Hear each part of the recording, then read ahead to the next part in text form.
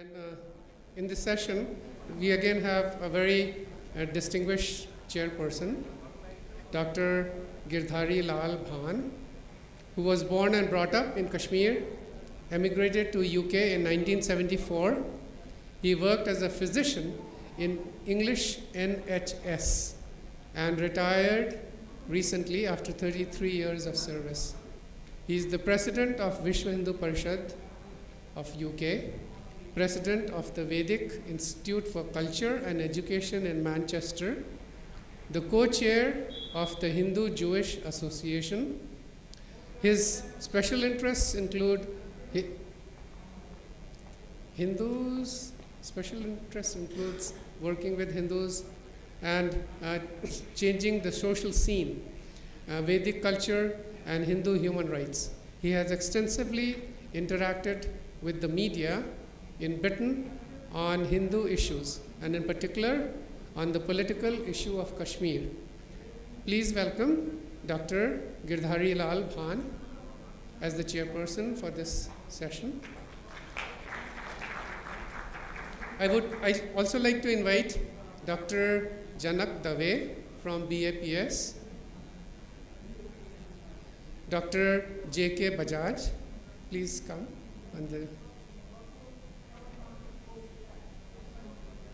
Mrs. Madhu Sharma, and Francois Gauthier. I don't see him here, but I'm sure he's going to come. And one other thing that we were not able to do yesterday because of some technical difficulties downloading the presentation. So Ronor Pandit Murli Bhattarji, he gave a presentation on the role of the priests. So we'll have Panditji take a few minutes, maybe 5 minutes, to talk about the slides that he could not talk about because we could not display it.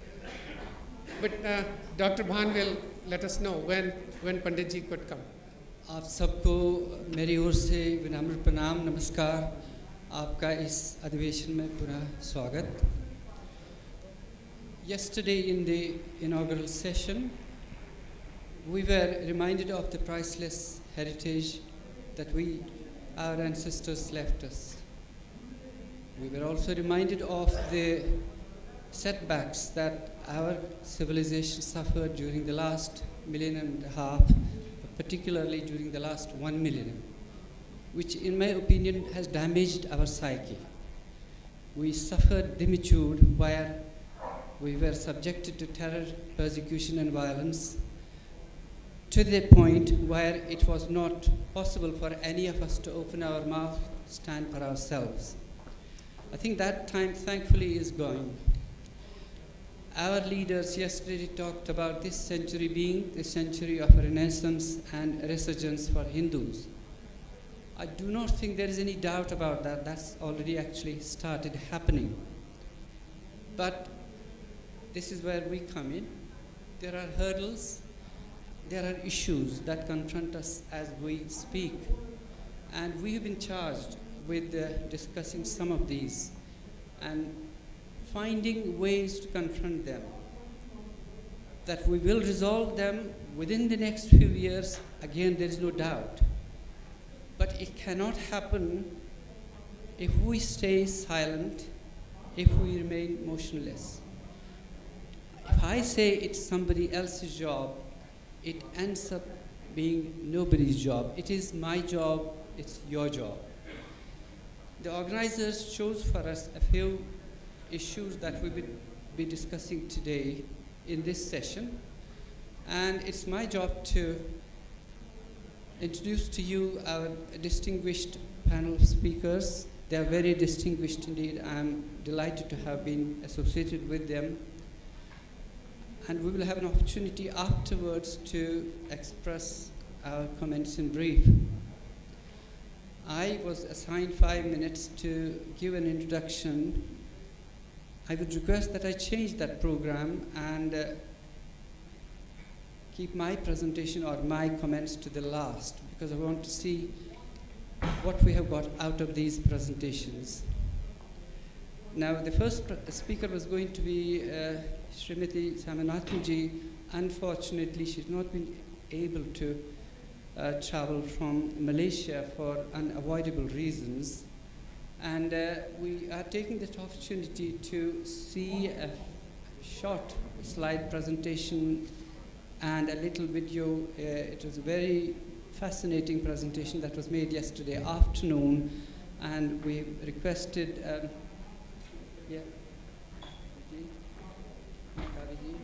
come and very briefly in the next 5 or 6 minutes, could you take us through that PowerPoint presentation, please? Thank you.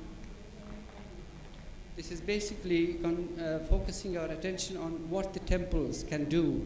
In ancient times, the mandirs were the focus of the social activity. They are now focus of ritual worship and, sadly, in some cases, of tourism and of visits.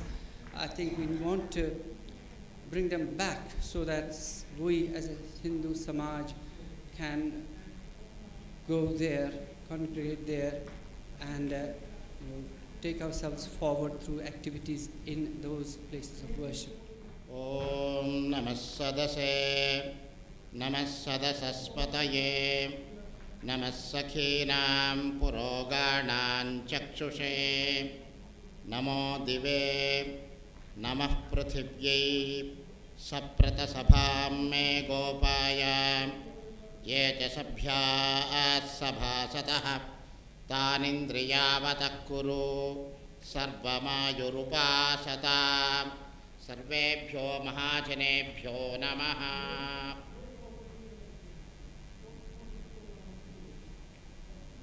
Harihi Om. Yesterday I talked about the importance of Hindu priest in abroad. Most of the topics we have covered. Here I wanted to say that in United States of America, we have a very good cooperation with all local community. So we have built several temples in America, and we are all doing very well. We do not have any problems. But sometime in there was one bad thing happened about 7-8 years ago in our temple in Minnesota. So we planned to build a temple. We have already built a new temple. So we brought all the vigrahas from India and we kept it in the new building. So one day some teenage boys, 2 boys came and vandalized all our vigrahas. So they have broken all our vigrahas. So all our Hindu community came together all over USA and there. And also all the local government people came together and they asked their forgiveness. And also finally police caught those 2 boys. So here I am going to tell about our greatness of Hinduism. So there those 2 kids are convicted as victims of that incident, and all our Hindu leaders went to the court and said to the judge that we are Hindus, we always like peace, so we do not harm anyone. So these 2 kids, they drunk and they came and broken all our vigrahas. So we have a tolerance, we tolerate and we want to forgive them. So we wanted them to become a good citizens of this country. So that's what our Hindu leader said in the court. So court agreed and they did not punish these 2 boys and they put them in a community work. They used to come to the temple every day for a couple of years and they did all the cleaning in our temple. And also I wanted to tell about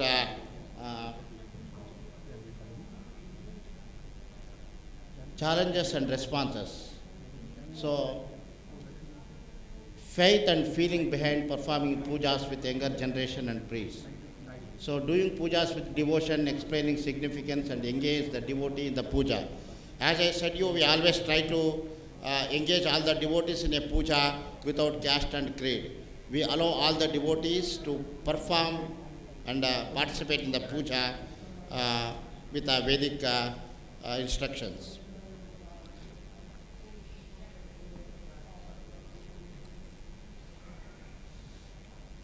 And also here,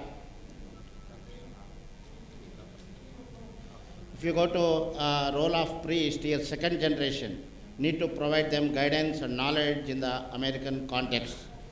So more than 80% of our Hindu kids are learning our Hindu traditions like Sangeetam and also dance, Hindu classical dance like Bharatanatyam, Kuchipudi or Kathak, this kind of dances. More than 80%. You cannot see in India, in Bharat, that percentage.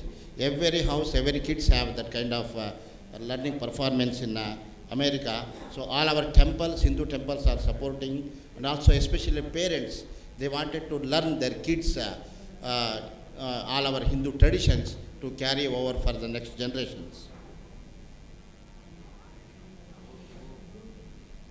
And also, I got only a couple of minutes. So you can see that encourage devotee participation. Last year, as I said yesterday, we did 108 Homakunda. You can see all the devotees. We have allotted several 108 Homakundas for different devotees, families. And they chant and they do the Havan along with the priests in 108 Homakundas. So this is the one interfaith marriages that we conduct in America. You can see that American boy and their Catholics and they are very strong Christian thing. But when they come to our Hindu weddings and when they are getting our Hindu girl, so they are going to do all our pujas. We ask them to repeat all our mantras and they do all the pujas. And also you can see that Christian priest is sitting right next on the chair, and also he is also doing the namaskar to Ganapati right there that we put in. And also this is the Sunday schools. Here we all our Hindu, all Hindu temples in America, they have a Sunday schools. They run Sunday schools for our Indian kids who born and brought up in America. So they go to the schools and they learn about our Hinduism, and also they learn about all our stories in Mahabharata, Ramayana stories, and also they participate in all cultural and religious activities, and also they volunteer in our temples with devotion and also interest. So all these things will, these are all basics that we are trying to implement in these kids, that they will remember, and in the future, so they will attach to our Hindu traditions, Hindu temples. And also for all these kids, as HMEC is making all, yesterday Abhijit talked about that, and we are making, they are making all the books that's important for final rites and Hindu wedding, so that will explain all the, that's for next generation, so that will explain all the details at how Hindu weddings and what are the significance and how you can perform funeral rites, because there is no elders are there. Here in India, we will have all the elder people and family people that they can come and help us immediately. But there we do not have any family people. So there are all these books will help them to guide them. So this is all I want to share with you today.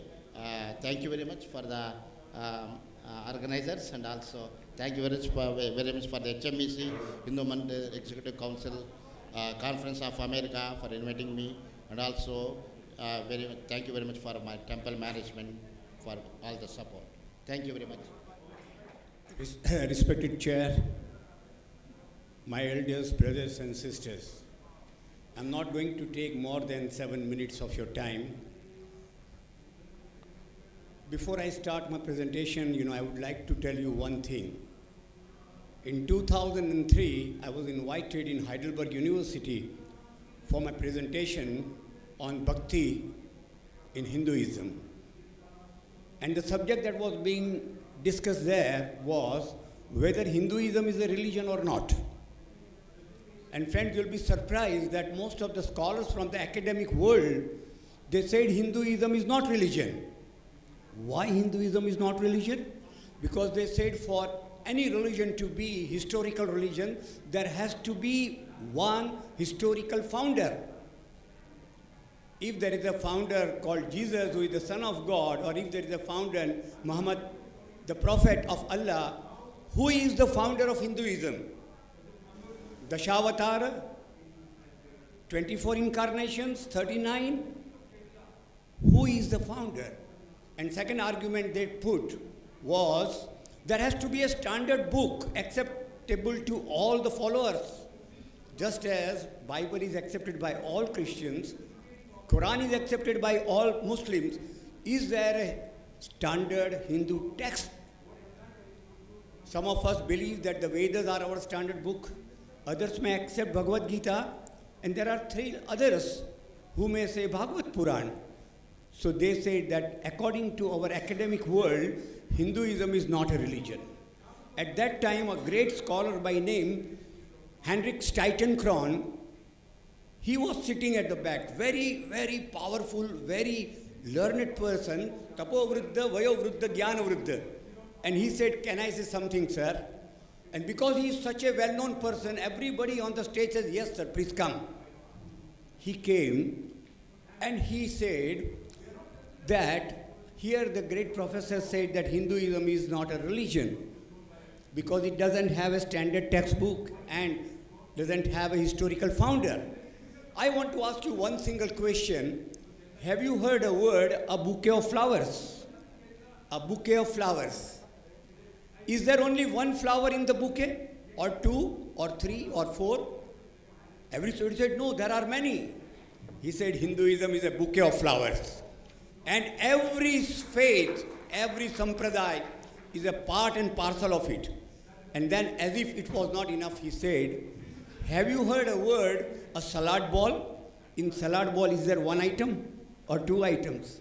And are those items fightings? They are not. Hinduism is a salad ball. And then he made a most powerful statement saying that liberality and democracy that is given by Hinduism is nowhere. And friends, you know, that is something today in the morning it was said. I want to show you a small audio-visual presentation which is in Akshardham, Delhi. It is only of 2 or 3 minutes.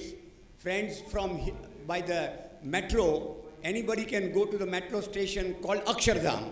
And if you walk down, it is 10 minutes. It is from Kenopanishad.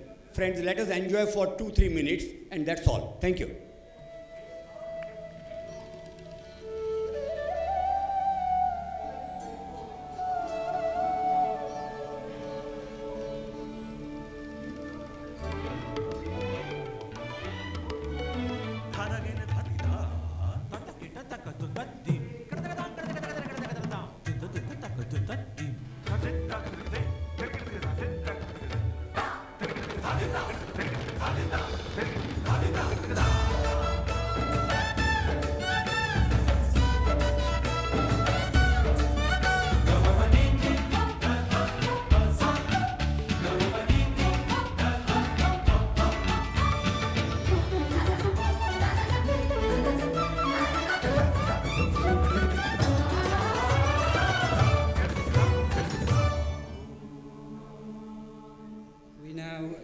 To our second speaker, and that's Dr. J.K. Bajaj, Director, Center for Policy Studies, one of the authors of the Religious Demography of Bharat, the widely known and definitive book on the drastic changes that have taken place in the religious profile of Bharat in the course of the 20th century.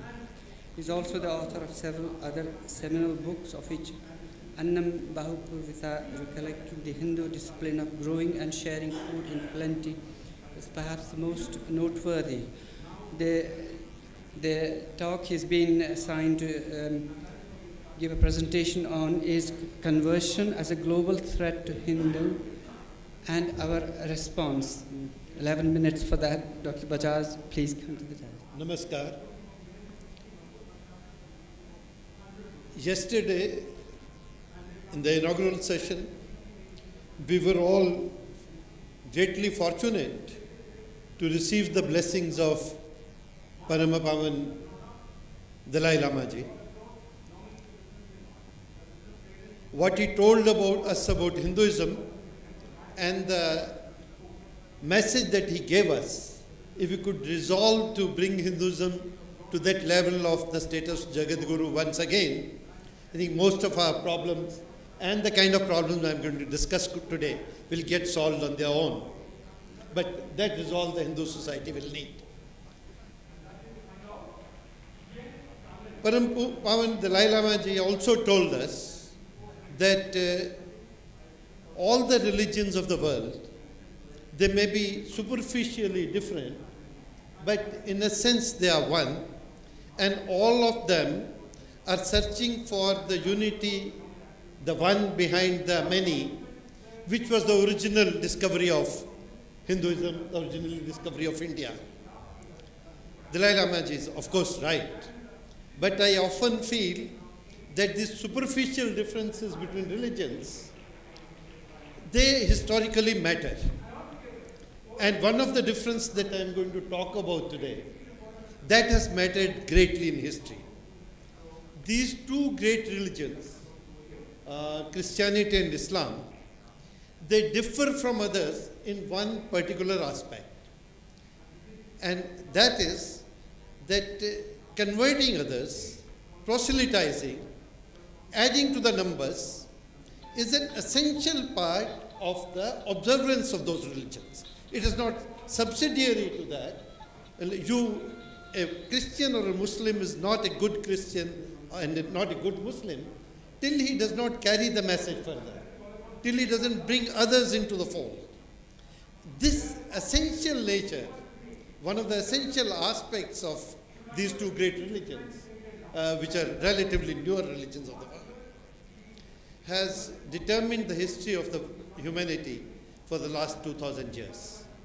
Much of the strife that we have seen in history, much of the pain that the large part of humanity has suffered, has arisen from this particular feature of these two large religions of the world, that for them, converting others is part of being religious.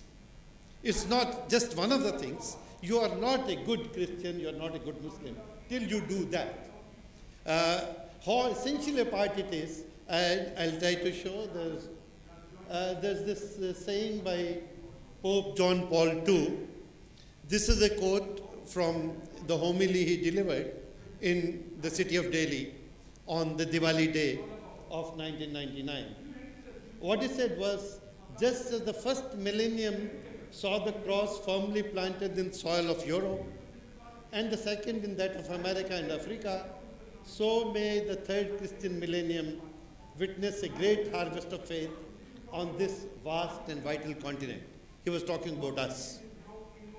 May the church in Asia heed this message so that all may have life and have it abundantly through Jesus Christ our Lord. Amen.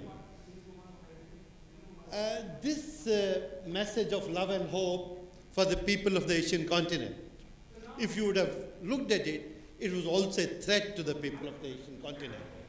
It was a threat that what has been done to the people of America in the previous millennium, what has been done to the people of Africa in the previous millennium, we will try our best to do it to you in this coming millennium. This message was delivered at the beginning of the third millennium of Christ, in the beginning of 21st century. Pope John Paul II talks about this, gives his message, this kind of message, is important in itself. Pope John Paul II, as many of us know, is of the modern times, he is one of the most pious Christians he was. He was called the praying Pope. He was beatified almost immediately after he passed away, and he was indeed a highly spiritual person. He tried to lower the strife between the three kindred religions, the Christianity, Islam, and Judaism. Nobody would have done in the recent times at the level that he did. He was indeed a great Christian, great spiritual leader, greatly spiritual man. And he was saying this, that we will convert Asia in the third millennium. So that is how much essential this conversion is to Christianity. It is not a superficial feature. It's one of the essential features. If Pope John Paul II can say this, then that is the ultimate truth about Christianity, is nothing less than that. Now, beyond this, after this, I'll try to show what they have achieved in the course of the 20th century, these two religions, how they have changed the world in the last, particularly in the 20th century, in the last 2 millennia, the world hasn't changed. These are numbers. There are too many numbers here. Pay attention to only the first two rows, the rows about Christians and Muslims. This Muslims formed 12% of the world in 1900. In 2010, they form about 23%. From 12% to 23%, that is the share of the world they have got. And Christians formed about 1/3 of the world. They formed the same, about 1/3. But this hides a fact. This 20th century, as all of us know, was a century of loss of hope, loss of faith for most of the Christian world. Many of them became atheists. And also, 20th century, particularly the last half of the 20th century, was the period when rest of the world, the non-Christian part of the world, grew much faster than the Christian part of the world. Once the imperialism was lifted, the rest of the world grew very fast. But in spite of that great growth of Africa and Asia, and much lower growth of the Americas and England, Christians retained their 1/3. And this happened because there was large amount of inroads made into Africa, particularly Africa, and also into Asia. If I'll just tell you the numbers, out of this about 6 million Christians, only 5% would have been in Asia and Africa. Out of this 2.3 billion Christians, something like 37% are in Asia and Africa. That is the kind of inroads Christianity made during the 20th century in Asia and Africa. And because they made this such inroad, that the reference in Pope's message to Africa comes from there. Muslims, of course, grew from 12 to 20%. And let me move quickly to the next. I'll quickly give the religious profile of different parts of the world. Africa was only 9% Christian in 1900. It is 48% Christian in 2010. It was 32% Muslims, and there are 42% Muslims there in Africa. The native religion is there, who followed their local religion. There were about 60% in 1900. There are only about 9% left in parts of Africa. African continent in the 20th century has been divided between Christians and Islam. And that is why in that homily, the Pope is referring to Africa, because Africa is the great success story of Christianity and Islam of the 20th century.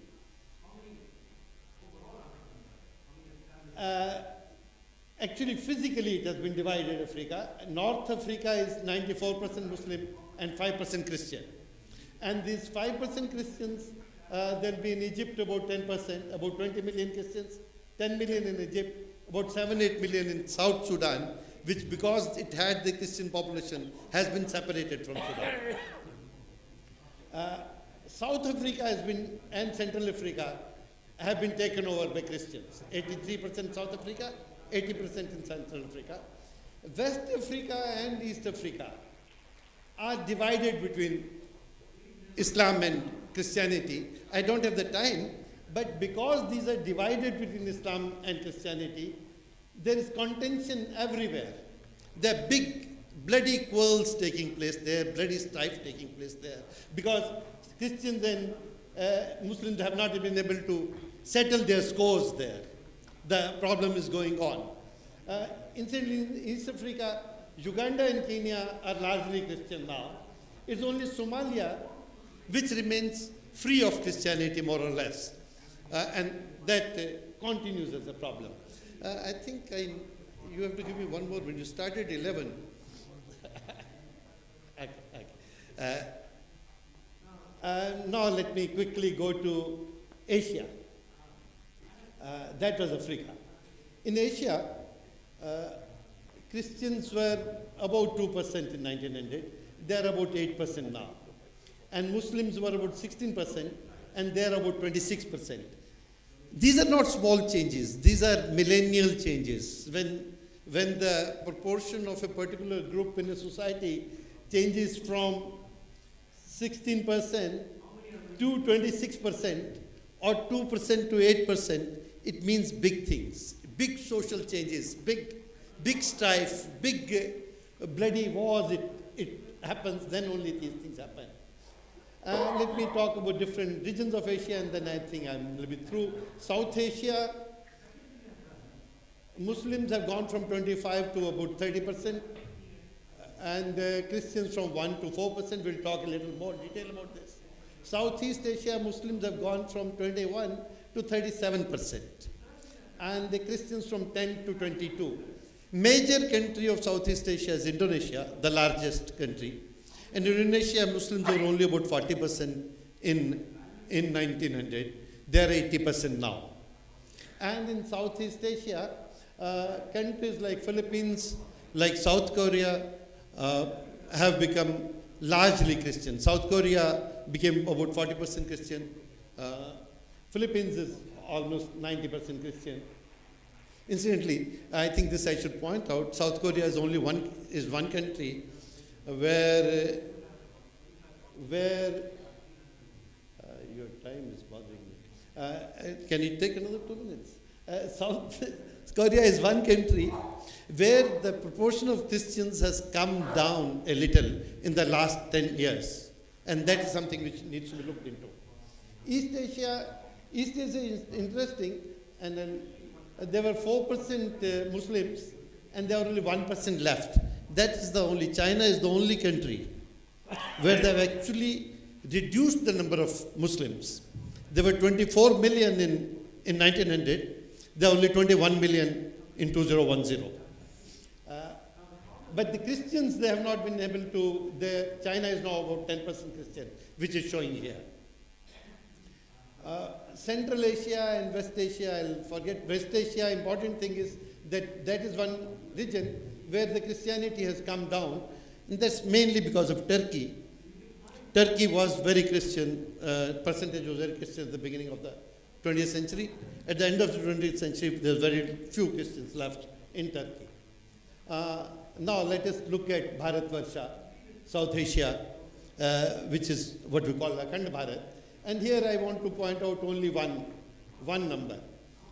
In this region, there were 70% Hindus in 1900. And this number is a little wrong. There are 60% in 2010. There's a decline of 10 percentage points in 1 century. And if this process were to go on, where the Hindus will reach, our judgment is that by about 2050 at the latest, Hindus will be, in this region, Hindus will be 50% or less. And that is, every census data is showing that that's what will happen. That's all the numbers. This is the map of not Bharatvarsha, but of the Bharat which is left to us today. And in this Bharat, this part is almost entirely Muslim. This part, so much of it, this is Great Border. Here the Hindus are less than 50% already. This actually, when you show it to any historical philosopher, he will say that a country where you have this kind of, on the border you have this kind of situation, it takes extreme effort to save this area. Then this, I think I should close. This is our border. This is, the lower part is Muslim, Christian, and the upper part is Muslim. That's how this is looking like. There's also Christians from here to all this area, which is the tribal area of India, where the Christians are making great efforts. I have done this with a broad brush.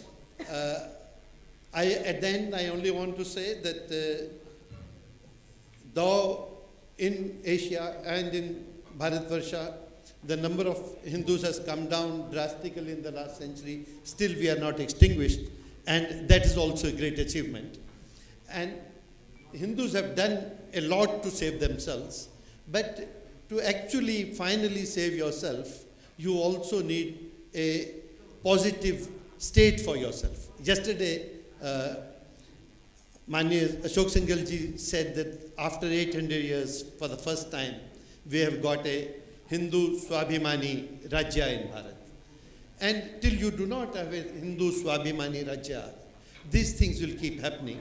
So one of the important things for the Hindus to do, to make a response to this, will be to keep this Hindu Swabhimani Rajya going and not the opportunity lapse.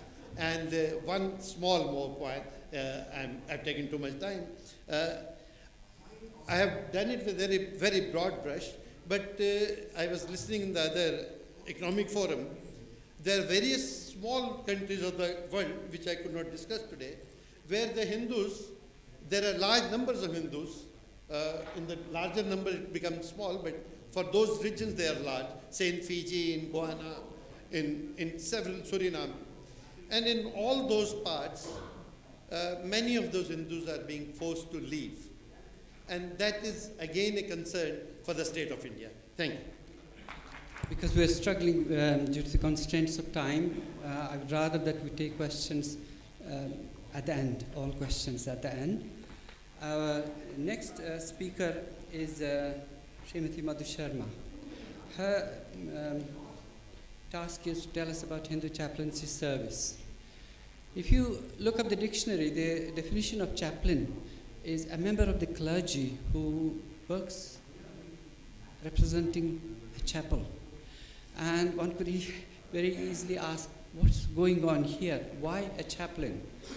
But we stuck with this term in the West because these Hindu chaplains do selfless service in providing spiritual guidance and sustenance to people who are in various institutions. And I think she is here to tell us a little about that. She works as a Hindu chaplain at Duke University. She was born in Bharat, raised in Africa, and now lives in the United States.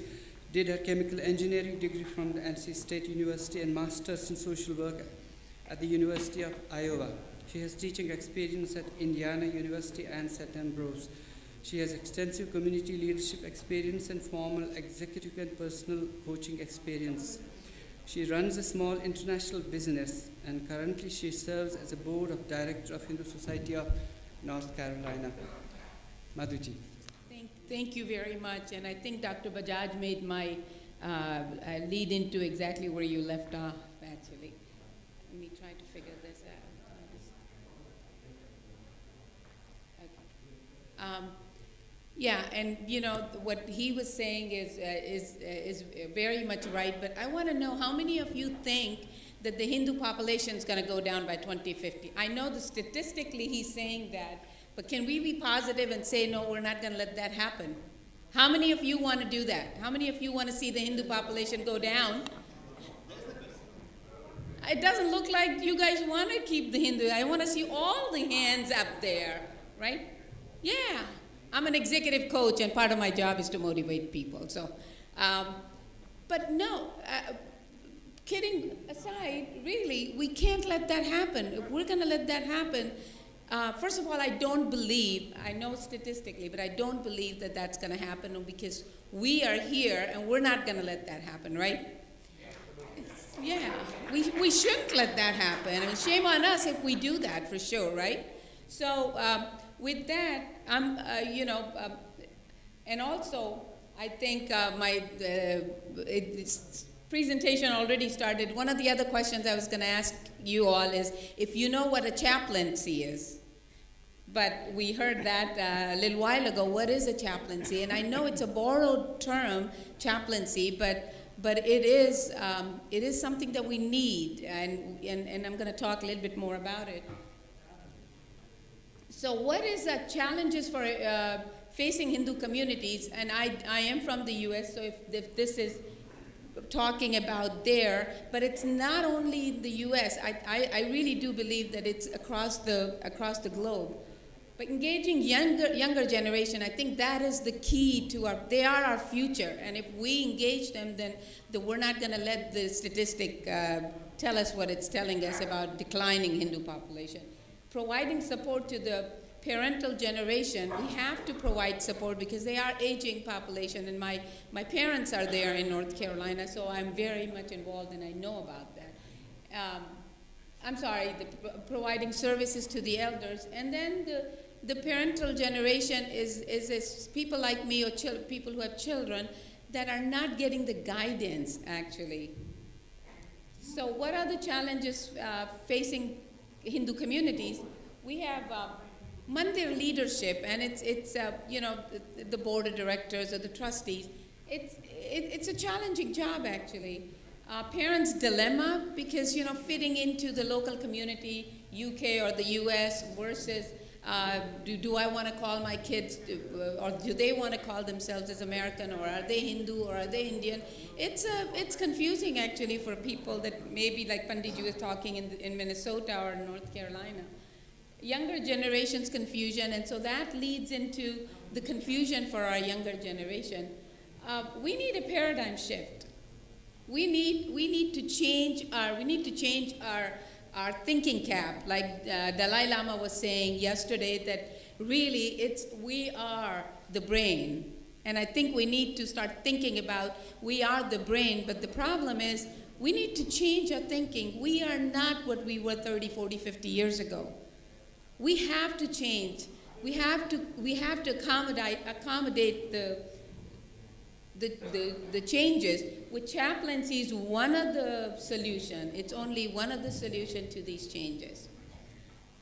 What does a Hindu chaplain do? A Hindu chaplain is actually a support with cultural, spiritual, and emotional growth, and it's not doing the Panditji's work with a lot of rituals, but we do have to know some rituals to be able to accommodate, to be able to help people understand what we're doing. Why are we doing the rituals that we're doing? Pastoral counseling. Counseling is a big part of being a chaplain, and it's just more of a spiritual counseling. Develop personal identity. So as a student, as a chaplain at Duke University, I have to help students develop their personal identity. What are they? Are they Hindu or are they Indians? And it's a major issue, actually. Public face for the Hindu. So my being there on a campus really helps, or in the community, helps people understand. Okay, if they have any questions about Hinduism, they can come and talk to a person there. So that's very public face and advocacy. It becomes a key role for a chaplain. Hindu chaplaincy at the university, at the mandirs, Hindu mandirs, and at the hospital. These are the three areas. So Hindu chaplain at the university basically conduct meditation, which is what I do. So I've given you what I do. And it may change from university to university a little bit, but overall this is what we do. We lead discussion sessions, and we provide guidance, mentorship, and counseling. Again, we're the face for the other communities, and we conduct puja on various occasions. We celebrate religious, festivals, and addressing social changes. And I'm going a little faster because I have to keep track of the time. Mandir chaplains, counseling is a big part of it, because I have done this on a personal. I'm also on a board of director of North Carolina, one of the board of directors of North Carolina Hindu Society of North Carolina. So I understand the temples, how they are run, and what are the issues. And we do need some counseling. Our pandits are, with all due respect, my father is one of the pandits also, but they're not trained to be counselors, so they can't provide that for the younger generation. You know, there is a generation gap, there is a culture gap, for us at least in the U.S. Community resource person with the interfaith services. I think one of my colleagues showed a wedding. I think you might have shown the performing an interfaith wedding. Social services and community involvement at large. Hospital chaplain does spiritual counseling and basically providing guidance and support for the patients, families, and staff. And this is a key role, a critical role also. So what is the Hindu mandir's role? I know a lot of you are associated with the mandirs, and this is what I would like you to at least help and understand and somehow participate in this, is increase chaplaincy in other educational institutions. You recruit and you train, we train them. So help us do that. Somehow collectively, we have to do that. Collectively effort from the Hindu community, temples, to fund and programming, lectures, I mean, all kinds of things. So this is where I want to take, I have 3 minutes and 50 seconds. I want to take in the conclusion part of vision. My vision, there are only a handful of Hindu chaplains in the US, by the way, only a handful of them. And so my vision, and this is my plea to you all, is I want to make sure that, or I want to work on towards getting about 100 Hindu chaplains in the US in 5 years. But I need all of your help because I can't do it. That's my recommendation. And I guess I shouldn't really say just the university. We're looking at other areas also. But if I'm talking about the university, because that... I'm sorry, I didn't hear. Yeah, we had, right. And implementations, and this is what I've started to do being in North Carolina. I actually have UNC, University of North Carolina, NC State, and other areas. We're starting to kind of get the ball rolling. The reason is that we have a gap. We have to energize our young people for sure, because I was just talking to one of the university professors here in India, and he was saying, I asked him, if your students have any issues, who do they go to? There's no place that they go to. But he said 95% of the students don't even want to go to anybody like a chaplain. They'll never do that. Even here, I mean, let's not call him chaplain. We can call Hindu advisor or whatever it is that we want to call that person. But they're saying 95% of the young people in India will not seek spiritual guidance. And it's the same thing in the US. So we're not talking about whether it's Bharatvarsh mein hai ya America mein hai. It's the same issue all over the world, I believe. So, but that gap, the younger generation's gone to social media. We've gone to their Twitters, their Facebook. They're doing all kinds of things. Why aren't we giving them something to look inside? Why aren't we telling them that it's about helping themselves? It's about going inside. It's about growing spiritually, understanding who they are and what they are. And we're losing that generation. We're losing that generation all over, and actually somebody told me at Duke University, one of the students from Bharatvarsh as a graduate student there, and he said, I don't believe on this spiritual or religious Hinduism. I don't believe in all this stuff. I think I'm an atheist. Very openly, clearly, no big deal, no problem. I mean, they're just like, it's not important. What do we do to engage these younger people, these younger generation? That is the challenge in front of us. And I want to leave that with you to somehow think about, let's bring our brain power from India and challenge the younger generation and engage them and make them aware. And finally, one day, they could be proud and stand and increase their self-esteem so they can stand out there and say, I'm a Hindu student, I'm a Hindu, I'm an Indian, my heritage is Indian, but I'm a Hindu. And they can be proud to call themselves Hindu. Thank you very much.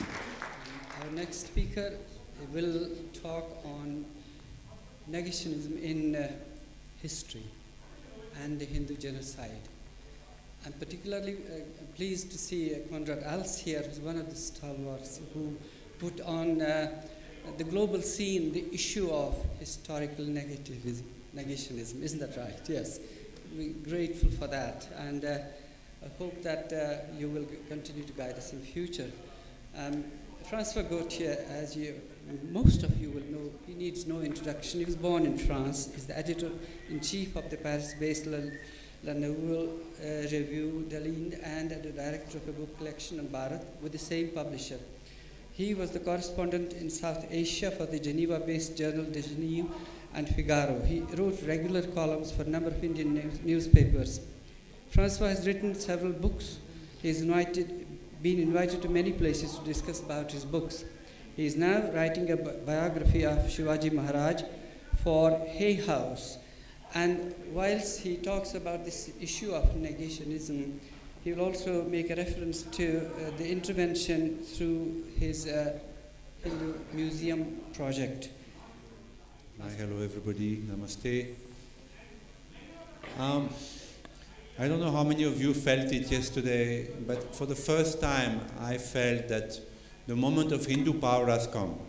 When yesterday we all felt that, the time for the renaissance of India that we've been expecting for a long time has finally arrived, and the power of the Hindus is about to come upon the world. Now, okay, I'm a journalist. I became a journalist by accident, actually. I've been covering South Asia for 25, 30 years. I've interviewed 7 prime ministers. Not all were very interesting people. Rajiv Gandhi was a very nice and courteous man, but he had nothing to say of value. But nevertheless, I've interviewed him twice. As a journalist, when you start sincerely looking into Bharat, looking into what happened, you realize that the history of India, of Bharat, has not been written as it happened, but as British historians and later Marxist historians have written it. Thus, I started writing books, history books on India, though I'm not a historian, and trying to rewrite the history of Bharat as it happened.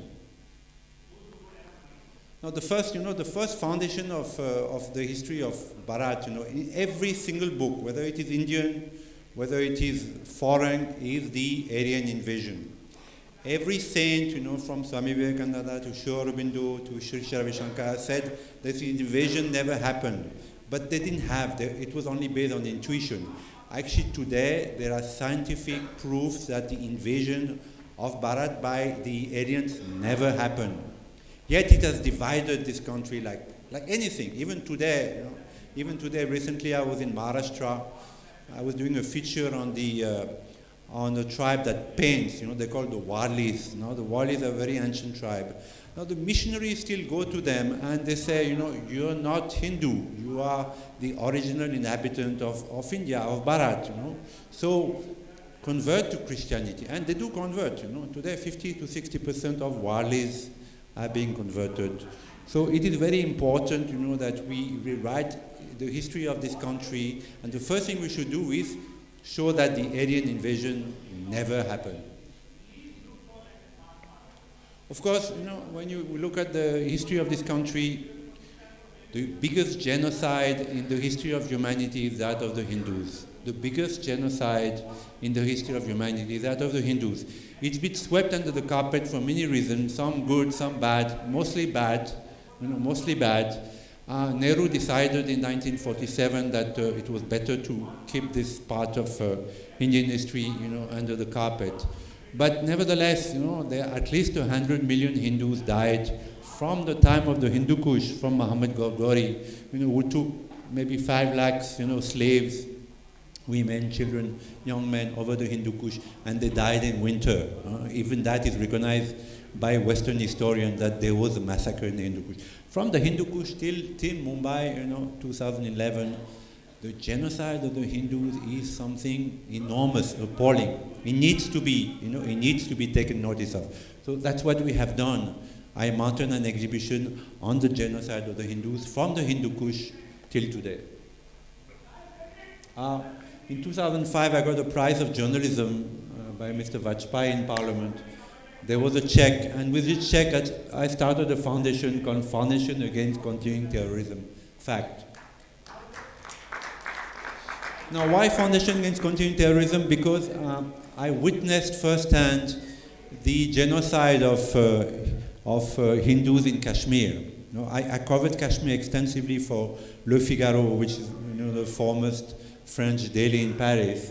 And I was there when the first Hindus, Hindu leaders in Srinagar, like Tiku and others, they were killed. I had interviewed them, I had met them, and they were started being killed. I was there when Benazir Bhutto, launched a cry for Azad Kashmir, and the next day every mosque, started telling Hindus, leave Kashmir or convert. I was there when the Hindus, ran away without firing a shot in self-defense, and it profoundly shocked me because I knew about the plight of Hindus, but I had never seen it firsthand. And a true journalist is one who sees firsthand so that he or she can report. That is the duty of a journalist. So I saw the plight of the Hindus, and that time I decided I should do something. So the first exhibition we did was on the genocide of the Pandits in Kashmir, and we took it all over the world. Sri Sri Ravi Shankar, whom I knew, when I showed him the exhibition, he had tears in his eyes, and he helped me to show it all over the world. So we showed it to the German parliament, to the Polish parliament, to the Israeli parliament, and also to the US Congress in Washington.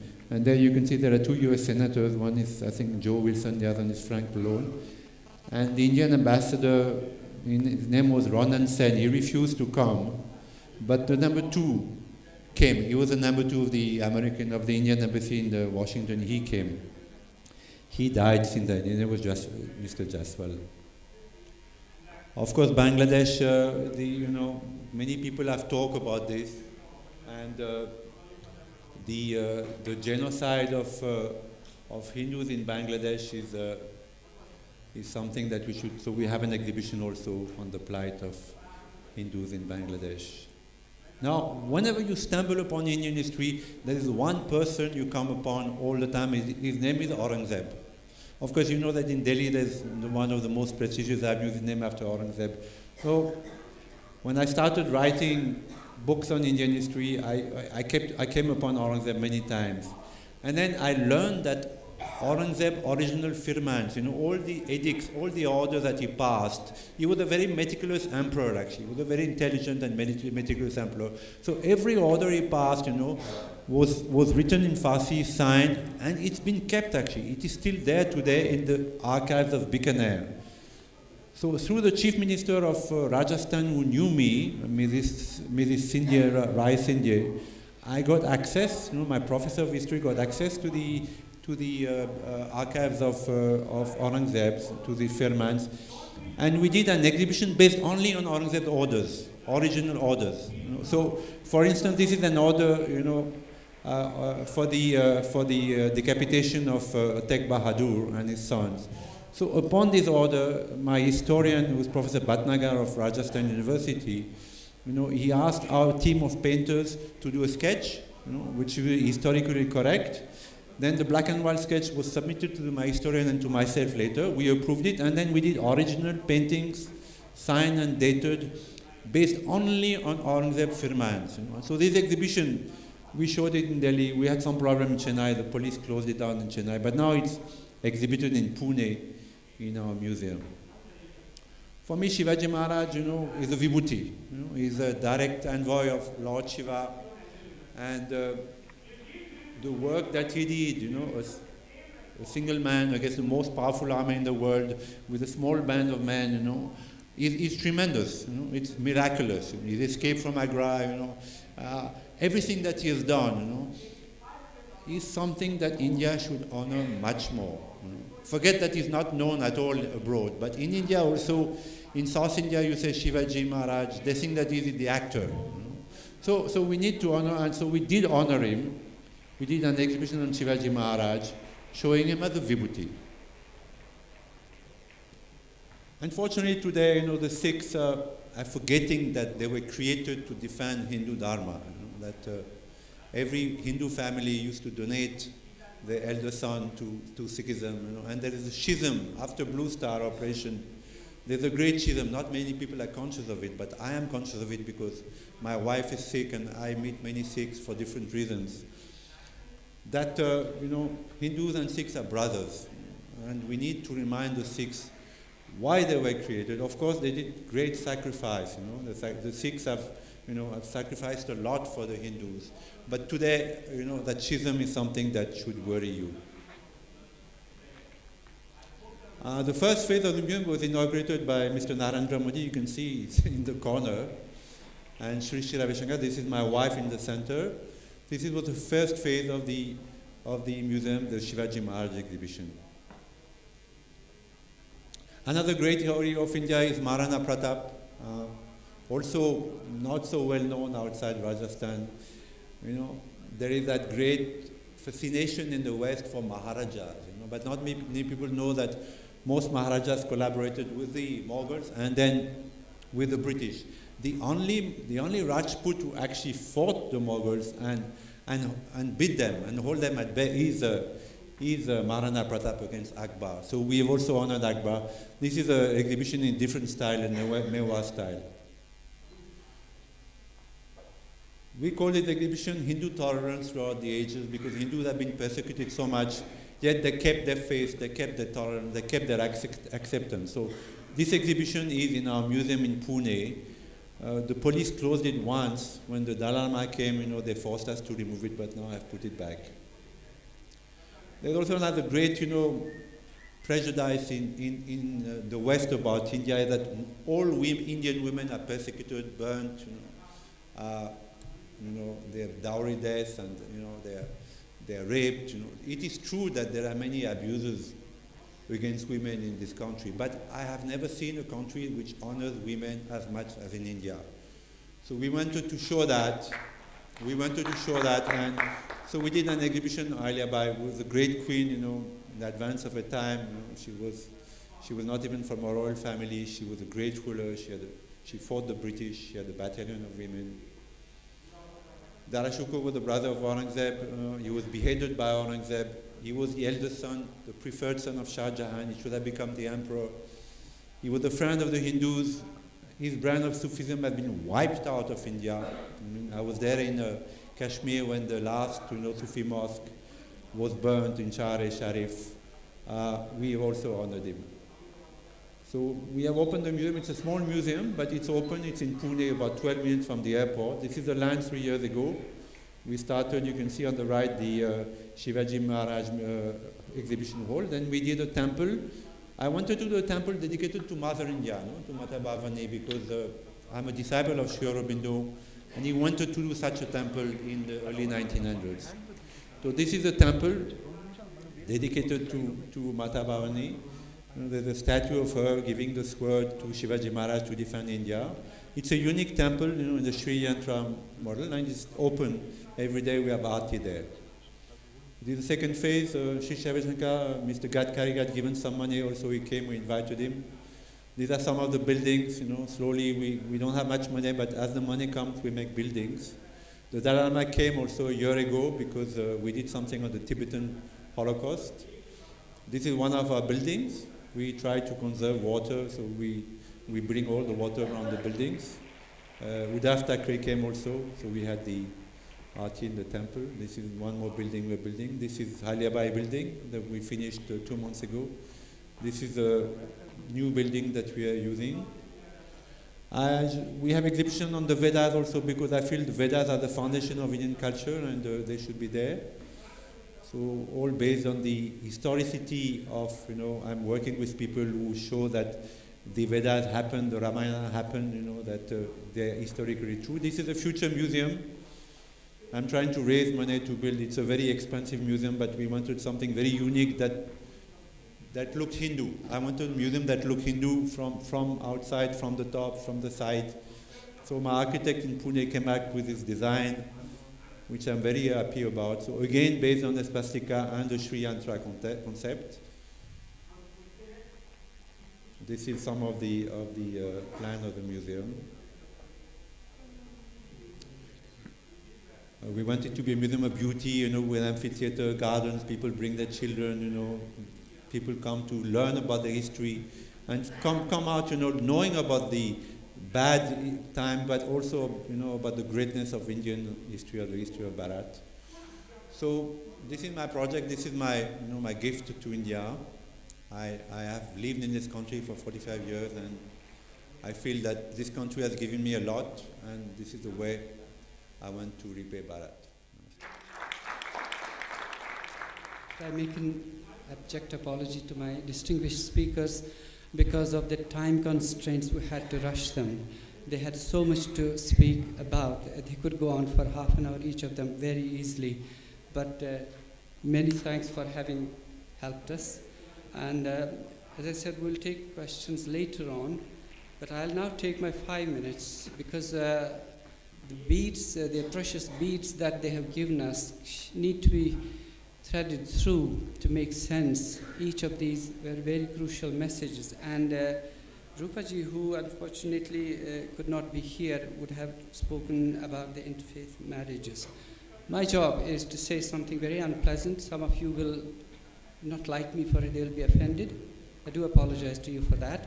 My job is to look inwards, not outwards. Focus inwards. And if we have problems, what is our role? Where have we missed?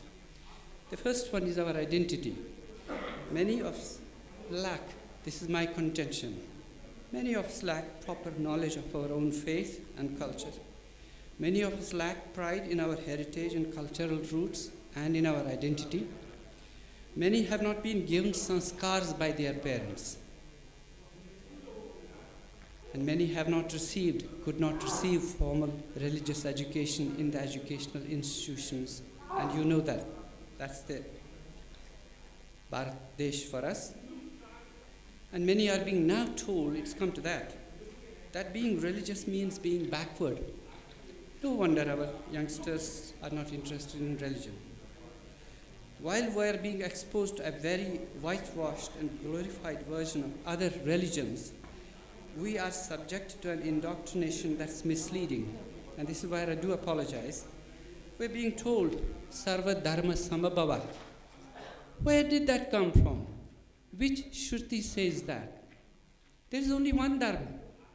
A religion which says, cut off the heads of people who are not of your faith, take their women and abuse them and convert them. Is that a religion? How can we say all religions are same? Absolute rubbish. In Bhagavad Gita, in the last chapter, it says, Sarva Dharmana Patijya, but what Sri Krishna was saying, in relation to Jnana Yoga, there were various marks. Those he was referring to as dharmas.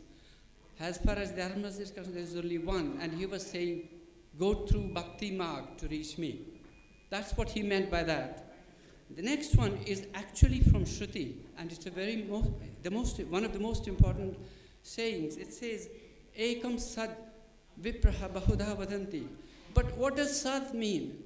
Sat means the truth that is there. And our spokespersons translate it immediately, every religion in the world. Those religions that seek to destroy us, they would have been called Rakshasas in the olden days. They can't be called followers of truth, but I'll come to that in a minute. Our children grow up and marry, and this is where, speaking on behalf of Rupaji, who's not here unfortunately, when it comes to marriage, many marry increasingly people of other faiths. There's a romantic vision of that popularized by Bollywood. Oh yeah, you have the Khans, you have everybody else marrying, and what is the problem? They lived happily ever after. But if you read in the internet the stories of the travails, the misfortunes that the girls from our Samaj undergo after they have been married, converted, and abused, then they come to know about it, but it's too late. The problem, it cannot be ignored because it is a large-scale problem. Yesterday in the news we read about 50,000 conversions in 1 year in the state of Maharashtra, at least in parts of that, as news. And this is just the tip of the iceberg. It's not just in this country, it's global. You read about it in the United States, you read about it in Canada and United Kingdom and so on. And it cannot be ignored. So what's the problem? I think the first one is going back to square one. Reiterate to our youth that you do so mostly from ignorance of your own identity. Do you realize that you will lose the most precious, the most priceless freedom of speech, thought, and expression that your heritage has given you? That you can even question your own spiritual leaders, you can even question your own tenets, because that's what your Shastras tell you to do. But do go and convert and find out how much freedom you are left with. So when you are going to marry, 2 questions to be asked. The first one is, does this marriage, is it going to involve my conversion to another faith? And secondly, when we have children, what religion are they going to follow? Ask these 2 questions and then enter into a marriage. On the religious scene, I would put to you that there's a chasm, an unbridgeable chasm between those who claim they are the sole monopolist holders of the divine real truth, what's been mentioned before, claiming that all other practices are false, and therefore I need to be converted because they are true, we are false. They'll go to heaven, we'll go to hell. Those who And this chasm between such people and those of us who practice Dharma, whichever religion that may mean, universalist in outlook, spiritualist, pluralistic, and inclusivists, who base their intellectual outlook essentially, largely on spiritualism rather than ritualism, rather than on dogma and hierarchy. Our response to them, in our life, in our interaction with these people of other faiths, we need to have a proper knowledge of our own faith. Otherwise, we will not be able to engage in a debate with them. If you want to be a Baudik Kshatriya, be one. Otherwise, you will be on the run from them because they have sophisticated their debating skills and ability to misinterpret and manipulate to a fantastic level. You need to be social activists. Seek and implement legislation. Seek legislation and then implement it in order to protect our Samaj from proselytization. It's not enough to leave it to individuals. And in terms of the human rights, you had, some of you probably attended the session this morning. It's extremely important, that issue.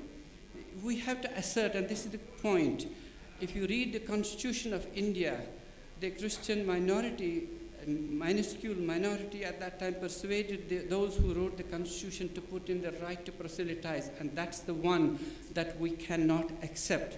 We have to assert that one cannot have the right to proselytize people of other faiths because that constitutes an assault on the human rights of the subject. If I seek to proselytize so that you convert to my religion, well, I am attacking your human right, which means that you have the basic human right of believing and practicing. And this is something that needs to be said as loudly as possible. In terms of the media mischief, stand up to this negative stereotyping of Hinduism. They don't go to the West. We see it there, and I'm not surprised. When I come here, I'm appalled. I'm appalled how the media here behaves because we are asleep, because we take it for granted. We watch serials and allow our children to learn all the bad things. So the negative stereotyping of the Hindus, vilification and demonization of our faith and culture, and vilification of any one of us who seeks to protect Dharma, and they are selectively vilified, and you have people in the garbs of NGOs doing that as well. Coming back to Francois, I say history, Hindus have been the victims of persecution and of genocide over the last millennium and a half, and they continue to do so as we speak. There are two issues here. I'm just only referring to them in brief. The first one is the genocide bit. The Jewish Holocaust happened during the Second World War, and everybody knows about it, everybody remembers it, there is a remembrance of it. Thanks to the Jewish community for having made sure that happens, because even now there are people who deny Holocaust happened when there's every evidence it happened. And what about us? We have the Armenians and the Turkish, and a genocide in which a couple of million people of Armenian origin were massacred. And it is not accepted that this happened. On the other hand, we have the Crusades. And the Muslims forced the Pope to come and apologize publicly. So if it is all right to apologize for historical wrongs, why is it that they cannot acknowledge, come to terms with the fact that what they have done here? If you read the WikiLeaks and the communication between the Dhaka US High Commission and the United States government, you will come to know, and there are other sources to believe, that 4.6 million Hindus were massacred. These were mostly Muslims, apart from the atrocities committed on the women and their honor. 4.6 million, easy for me to say that. Think of that. And what did we in India do? I was at that time a young man reading the broadsheet papers, the Massacre Heron's reports, and nowhere was it mentioned that it was the Hindus who were being massacred like sheep. We haven't done anything about it. They are being massacred today, and as Francois has said, as we heard in the Human Rights Conference this morning, temples are being destroyed and people are being converted, the lands are being appropriated. What does our government here do about it? And I think it's for us to take them to task and say, if this is a Hindu majority country, if Hindus of this Desh cannot come to the rescue of Hindus anywhere else, who can? In conclusion then, I look at a slightly positive sunrise out there on the horizon. Because of the pressure put on by activists like Conrad, by Francois, and many others of our Samaj as well, of late there's been a gradual, albeit a very, very grudging transition from the time of persecution and discrimination and intolerance towards equality in law in some countries, not in all countries, and a degree of tolerance, But we are far away from the time where what we demand should happen, that is genuine respect for us and an equality that they give to themselves. In our role as Bodhi Kshatriyas, we need to be assertive, we need to be uncompromising, and we need to make our case very politely, very decently, but without giving any space. I would like that this message be given to anybody else as well that you come in contact with. If I have hurt any of your feelings in what I said, I do apologize. But now is your chance to question us for what we might have said. Be brief, because how many minutes have we got?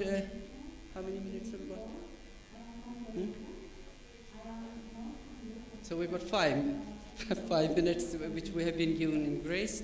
And I think I have two questions here. I have some statistics in US about intercultural marriages. 13% of US Indian population is the first generation US born Hindus.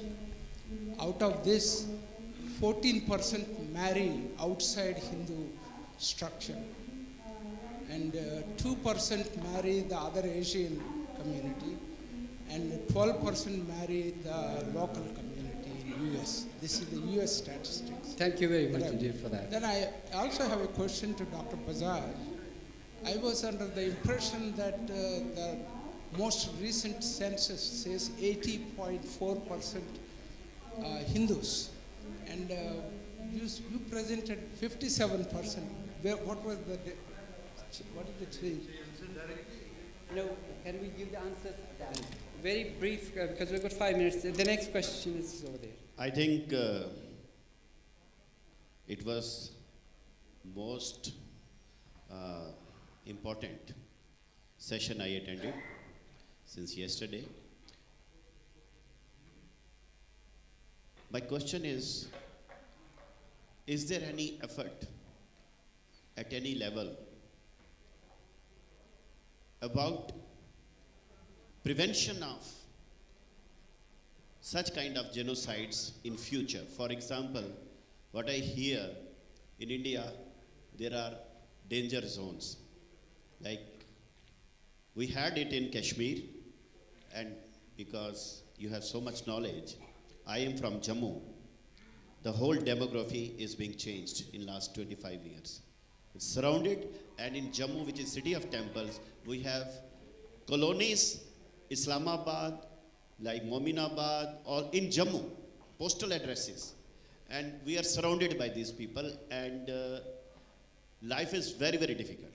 My brother is posted in Poonch, Mendhar. He's an executive magistrate. He goes to Hanuman temple every day, and is guided by Hindu brethren. You should not visit a temple every day.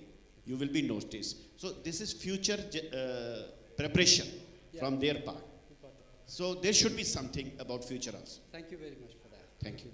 There's one question at the back. At the back.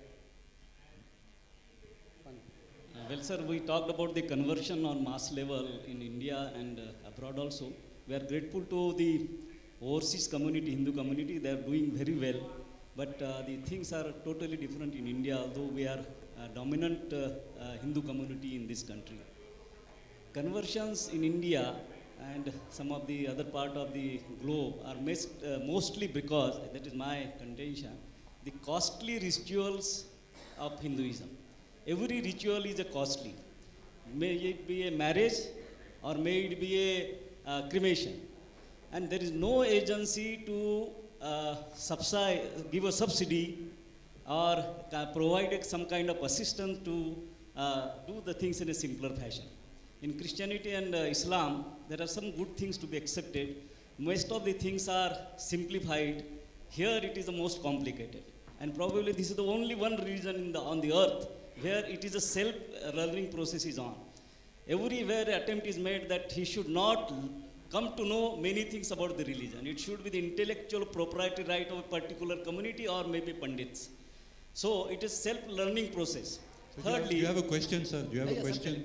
Whether these points can be addressed by this convention and whether there can be some role played by the temples, which are the, embodiment of the wealth, which is spent either for the self-enjoyment or it can be used for some community purpose. So that is my question. And one more, sir. Sir, we have come by spending a lot of money here. Okay. Let us I think we can skip away some tea and dinner all. Good. But let us we deliberate some issues. Here, this is the country which has about 80% of the Hindus, 82% they say. But this country is known as Bharat, not as Hindustan. This is the country which has been providing shelter to many Hindus of the world. Maybe the person which is migrating or forced to migrate from Bangladesh or Pakistan, this country gives them a shelter. You will be surprised to know that there are so many refugees in this country, Hindu refugees in this country, not been provided a status of citizenship for several years, and we are paying several lakhs of rupees on their maintenance. Why Hindus of the other part of the world should bank upon this country, which is a Hindu country, but it is called Bharat and not a Hindustan, and is not called a Hindu country. Thank you very much. Dhanyavad. The last question at the back. Thank you, sir. My name is Dr. Akhilesh Mishra. Primarily, I'm a physician. And my question is regarding the Constitution of India. Fundamentally, I don't see this Constitution which should be favoring India, Bharat, or Dharma or anything, because it is just a set of British and erstwhile colonial as well as Mughal laws which have been codified. Nonetheless, 3 articles or sections of Indian Constitution, they need to be revisited. The first is Article 1 itself, which says India, that is Bharat, shall be a union of states. So this itself negates the very idea of our ancient civilization and dharma. Second is Article 25, which you, sir, mentioned that it allows for propagation. It is written propagation, but of course proselytization and everything is done in its guise. And the third is 42nd Amendment, which was promulgated in 1976 by Venerable Indira Gandhi, and which inserted the clause secular socialist in the preamble of Constitution. And since then the discourse of the entire country has changed. And it has changed to such an extent that even our first Hindu nationalist PM is forced on every forum to acknowledge that our constitution grants secularism, our constitution asks for socialism, and we will defend secularism, we will defend socialism. So these three articles or clauses of constitution, whatever legally they might be called. So my question is not just for the dais, it's also for any politician or any person who is in government representing any political party to address to this. Unless and until we remove or delete these clauses, I'm not asking to remove the constitution, which actually I want to. This is an adharmic, this is a totally adharmic constitution, and we Indians, we Hindus do not deserve this. Still, if we have to go by this constitution, at least these three clauses. I'm not a legal expert, but even a blind person can see that Article 1, Article 25 and 42nd Amendment. And 42nd Amendment, which was totally illegal and ultra vires, should be cancelled because this government has absolute majority. So my question is open to everybody. As far as that number is concerned, first 2011 data has not been released so far, religious demographic data. That's actually an issue why we are not releasing it. It has been ready for almost 1 year, but for various political reasons it's not being released. But this data that I've given you is for South Asia, as you saw. It is what is the Akhand Bharat. That's where the Hindus are not 60%, and they are going to become less than 50% in. This data of 80% that you mentioned is for Indian Union, for the Indian Union. And since I have the opportunity, the comment you made that though the statistics shows that we are likely to become 50%, but we don't believe that we'll become, I think that's very valid, because most of the time when the demographers make a projection of this kind, they make it with the intention that it should not come true. That the society which is being shown this picture will act in a way that it will not happen. And I hope that happens with us also. That now that we know that it's going to happen, we will not let it happen. That resolve should come to us. Okay. And about the constitution, I'll agree with you that if we cannot undo this constitution, we need to have a very serious review of it. And some of the clauses immediately need to be looked at. Yeah, the question about terrorism, there are two answers, the protection of this country. One, it's up to the government. And I think this new government, is going to do it. I think that Mr. Modi at first has a priority about China. He's very worried about China, because truly China is the biggest enemy of this country, not Pakistan. The second is about the Hindus. I keep saying that Hindus are 1 billion worldwide. They may be less in India, but they're still the majority in India. Now, if the Hindus would take power in their own hand, if they would start acting instead of whining, then there is no problem. Because Hindus, they have the number, they have the brains, they have the goodness, they have everything. It's just that they have been enslaved for so long that their mentality is still, passive. It's still of, accepting. But again, numbers. If you see in the U.S., everywhere in the world where Hindus have gone, they have done well. They're respected. They pay their taxes. Their children top in universities. They have everything. Hindus have the brain, the powers, the number. So they should start acting now. There is no problem, actually. If only Hindus, become conscious of their own power, there is no problem. The problems will be solved. It might take time. There might be a little bit of bloodshed. But Hindus have the numbers, They have everything. They have the brains. They have the ancientness. They have the culture. They have the knowledge.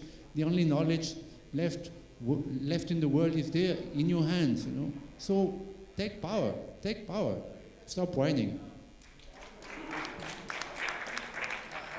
The questions that were posed to us, and unfortunately, because of the time, we were not able to deal with them in sufficient way, I think simply signify that we are wakening up.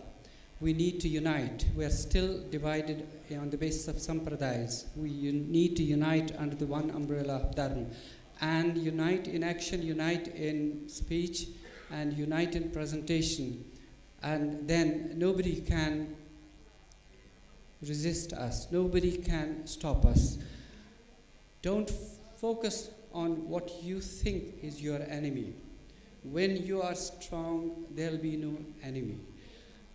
Please bear in mind what we were told yesterday. We were inspired to move forward, and we will have opportunities in other space fora to discuss these. For example, the most important issue of how temples have been historically looted by this government in the last few decades, money that belongs to the Hindu nation, which could have been used for Hindu causes. That was raised yesterday. And we also heard of how that is being resolved through the courts. You couldn't do it any other way except through the courts. We mustn't stop anywhere, whether it's human rights, whether it's courts, whether it's going out on the streets in peaceful demonstrations. If we sit at home and whine about it, nothing happens. With that, we thank you for your patience and hope that you will take a few messages home. Dhanyavad. Thank you, Dr. Bhan. I just wanted to make an announcement. So the next session is actually an important session because all of you have been listening to all the discussions for the last 1.5 days. And now the next session is on the way forward from here. So what do we do? What did we learn collectively? And we want to come together and decide what are the important things to act upon, how will we follow up, can we form some teams, and also get inputs from everybody, because so far it's been mostly presentations. I think we want to get inputs from everybody and then decide on some plan which looks feasible.